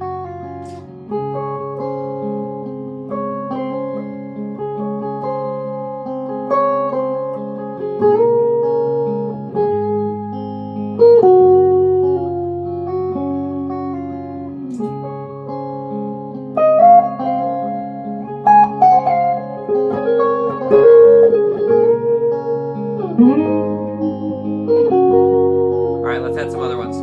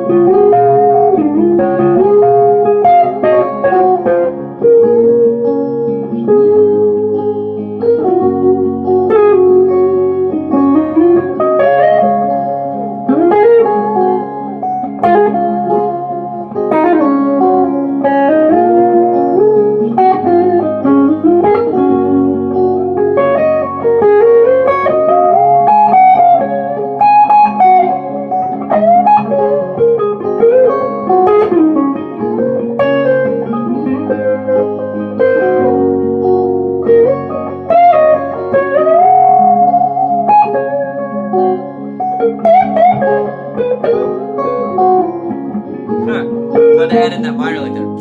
Okay, anyways, my point is there. Just practicing creating lines, creating different lines, practicing doing it in time, practicing your soloing. Really important. Cody with the first tip of the day, dude. Thank you. Thank you. Thanks for all you do, man. Just wanted to drop this before you hopped off. Dude, Cody, thank you, man. I really appreciate it. Really appreciate it. Who doesn't? Of course I appreciate it, man. I thank all you guys for just hanging out and watching. Man, thanks for the tip, dude. I really do appreciate it. Thank you, Cody. All right. Let's get back up and see. Okay, missed a couple comments. Just got a looper. Okay, that's where we're at. What keys do you play in most, and which is your favorite? E minor? I definitely like major keys more. What we just played, I like all that pretty stuff. Just, I always have. I don't know why. I think it's from...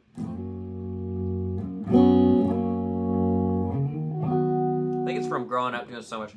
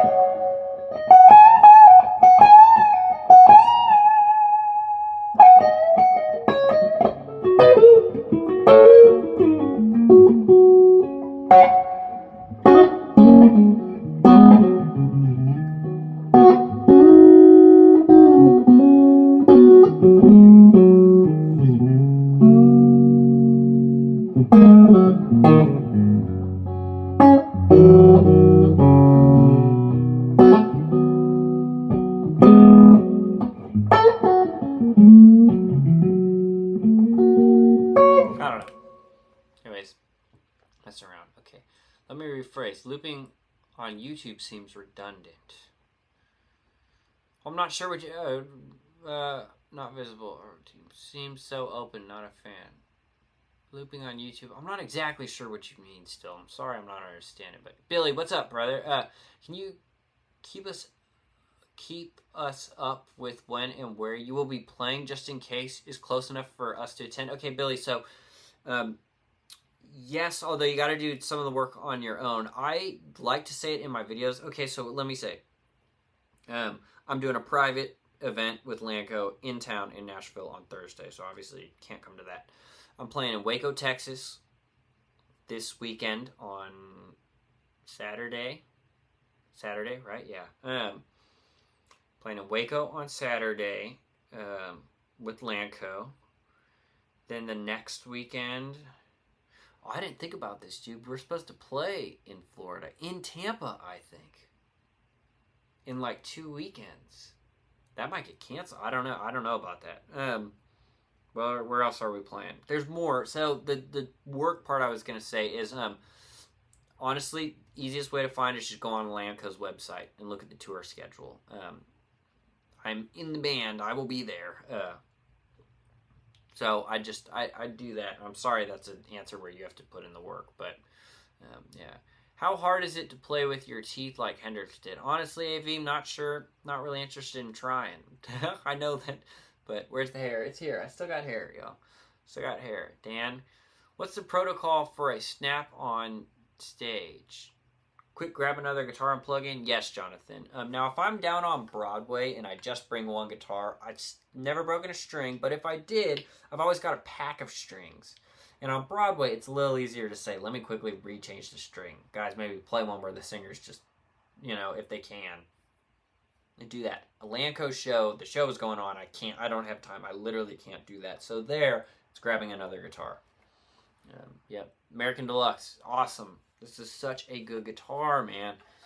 I love this thing, dude. This is it sounds good. I got 9.5s on it. Check that out. And it's just... If I turn off some of this stuff and we get like a little funky type of...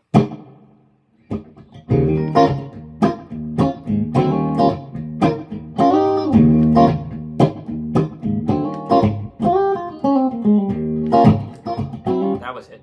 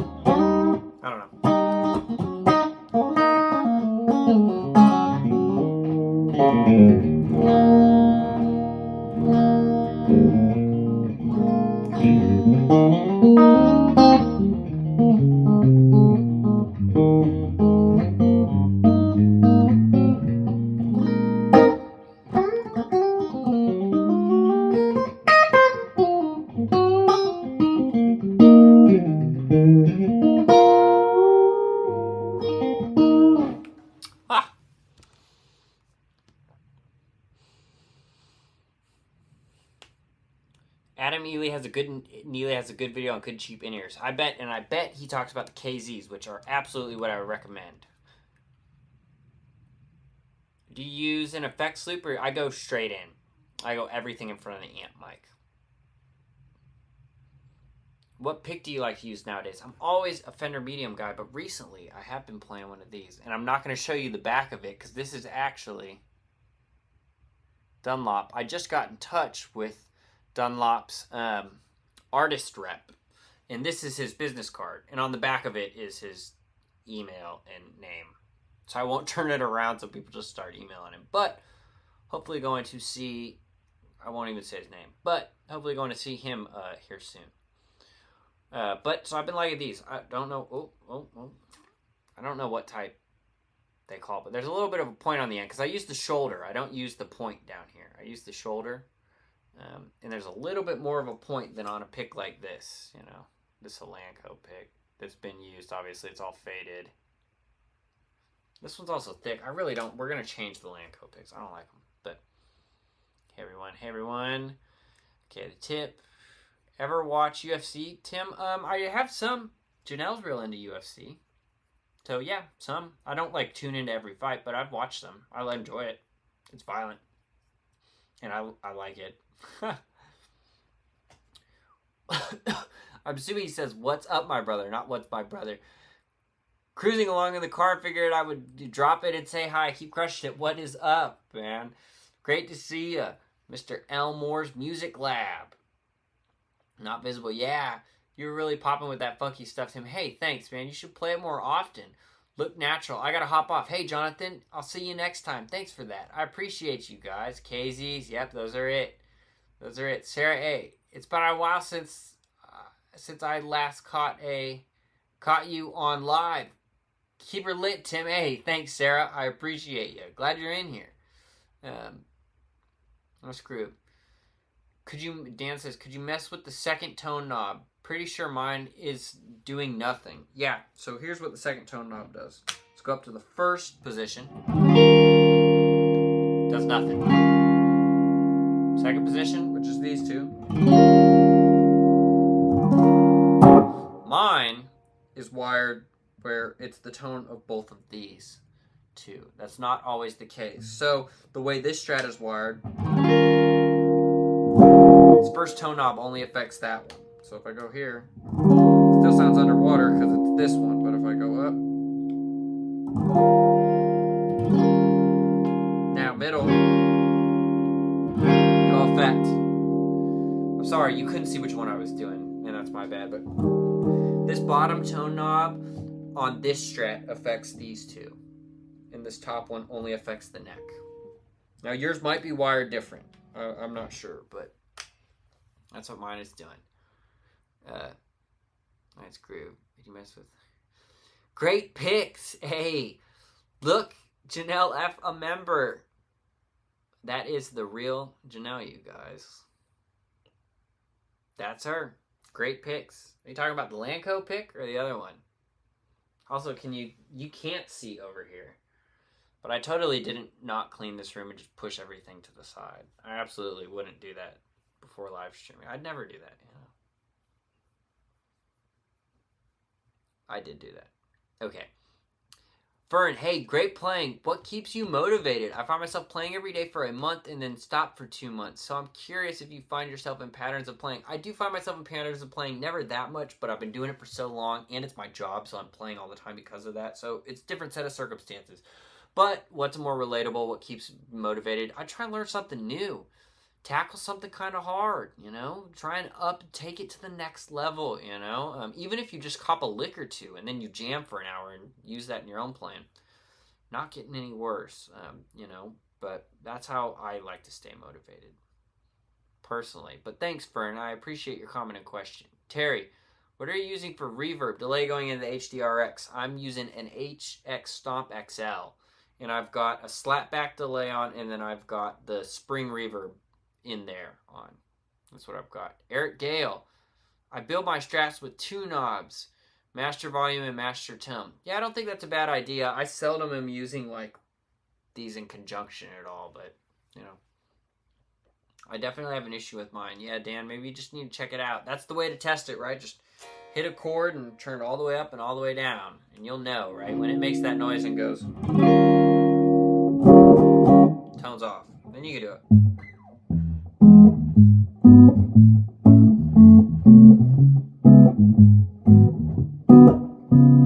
It's...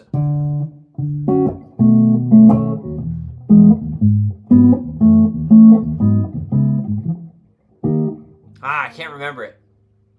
This is an old song called "Hay Burner" that I had to learn in jazz band years and years and years ago.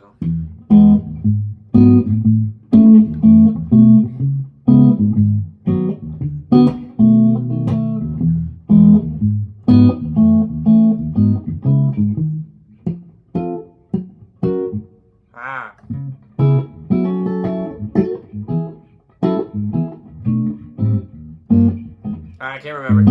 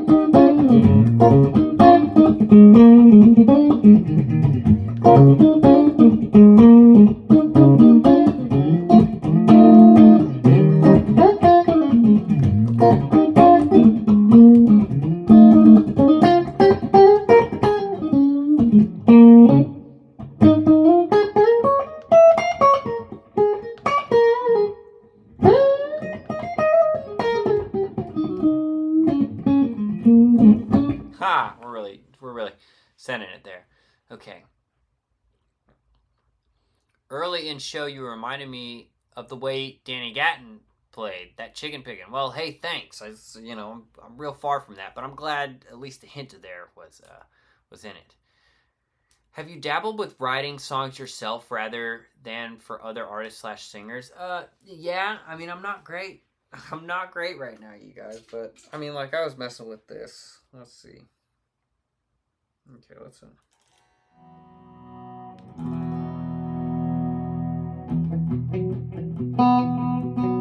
Oh, I did a really fast delay on it, didn't I?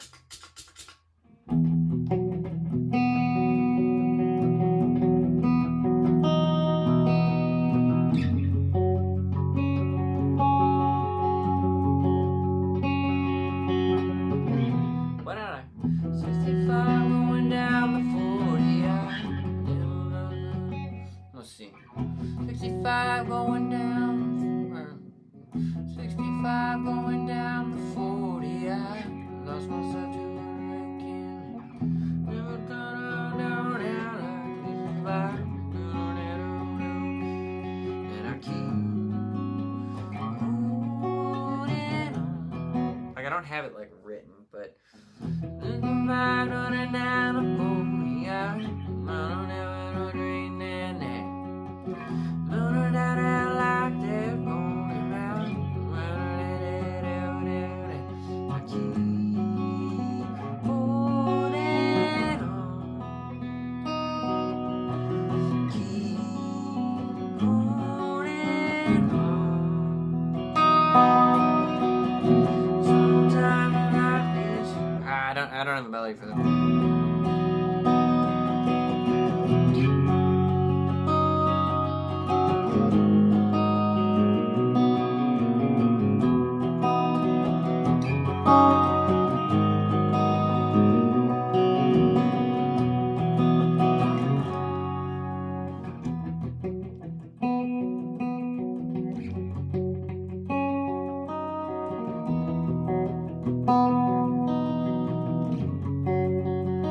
Pre-chorus.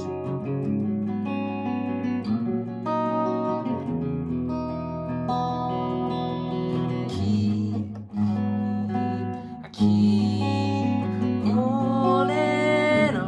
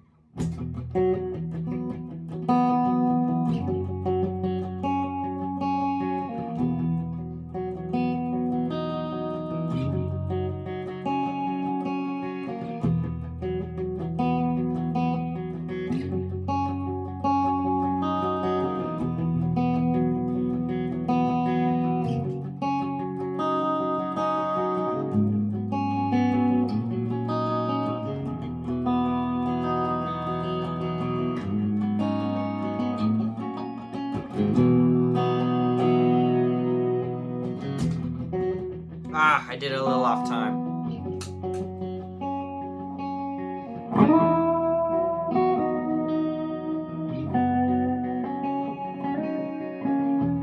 That's a hard. Let's see how. So I'm thinking like four.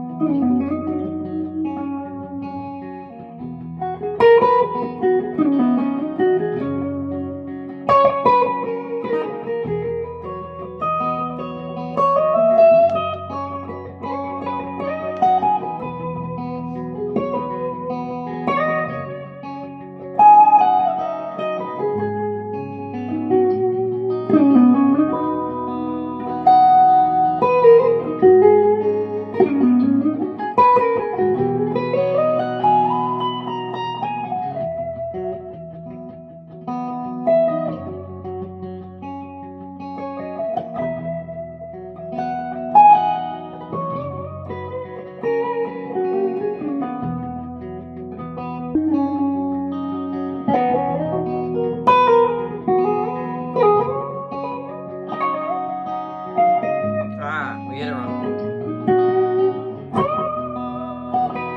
Anyways, who knows? I don't know. I'm getting distracted. Okay, I'm about to hop off, you guys. I'm about to hop off. Ever dabbled? Love the chord progression. That. Hey, thanks. I literally clicked on this because thumbnail had you playing a Fender Strat. Well, boom, Mark. We got a 2003 American Deluxe in here. I love this thing, man. It's the guitar I've owned the longest out of all of these. Hey, thanks. Have you had the opportunity to jam with Andy Wood? I met him once at NAMM. Very humble and friendly guy. I have not. I haven't, but I met him. I met him at a PRS did an end of the year artists party hang cocktail hour, and he was there, and I talked to him for a little while with a couple other people. Super nice. I mean, honestly, that's probably a little bit above my pay grade, but I go in and fail. Done it before. Happy to jam with him. I'll go in and fail. But yeah, killer player. I love the records. Was a really nice guy. Yeah, he was talking to me. I don't know if that record's out, but he was talking to me about a record he was getting ready to release that they had just finished recording. Had some cool stuff on there, so. Sorry, Mr. Tim. Hey, well, thanks for joining at the end. I'm sorry I'm about to hop off, you guys. Let me answer one more question. How does somebody figure out how to play solos like you're doing? I'm mostly doing stuff with basic pentatonics, but it sounds kind of mechanical. You know, John, what you could start to do is take those basic pentatonics and start just trying to hit the root note of the chord you're going to. Really simple. I'm playing, that song is in C major, but it's going F to G. So it's actually a little more complicated than it sounds because I'm in C, and I'm thinking I'm going 4 to 5. Going 4 to 5. The pre-chorus is 6. It's 5 with the third on the root. Back to 4. So I don't hit that whole entire progression. I don't hit C, but it's in C. C major. I'm going 4, 5. Pre-chorus is 6, 5 with the third in the bass. It's this sound.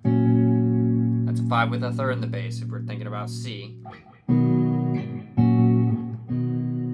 Sounds really pretty, doesn't it?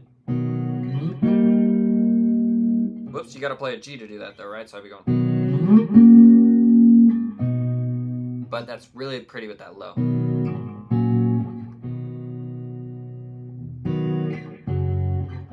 Hear the difference in that? Now let's do. That's with the 4 and the 5. Got the third in the bass. It's a great shape if you don't know. It's a stretch, but. And check this out. You could go major 7, 4 in the bass. You can come up and.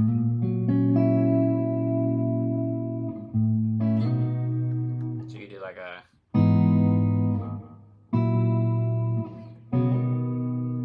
Either way, though. So there, thinking about hitting the root note of the chord I'm on. Or just C over the 4 chord usually.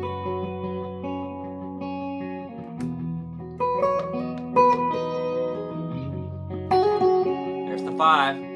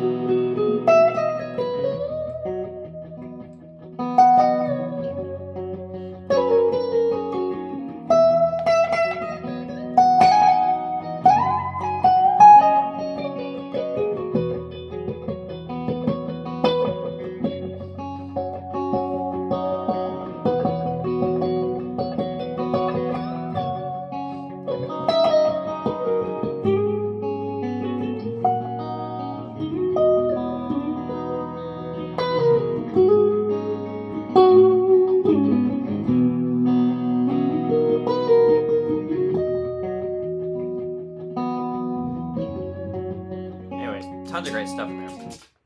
I know that was a high-level example of it. Just try hitting the root note of the chord you're going to. Maybe that'll help you a little bit starting off. Okay, you guys. Oh, I gotta roll. Slide tips, what affects drive and compressor? Yes, I do agree with that. Does Derek Trucks use that? No, I don't think so, but he's incredibly better than I am. I need the help. So that helps with my sustain. That's what I do. Thanks for the hang, Terry. Great. Thanks for making drive around. Hey, great to hear you guys. Hey, I love you all. Thank you. Thanks for watching. If you're interested in the members community, there's a link to it in my bio. Get the Discord, whatnot. I've got some lesson requests to respond to, so don't think I forgot about you guys. Great, great hanging today. I hope you guys enjoyed the video that I just posted. If you haven't watched that Spark unboxing, I don't know if it's doing well at all, but because I've been on here hanging with you guys. So, all right, you guys. And with that, that is the end of the Tim Avon Show. Until next time.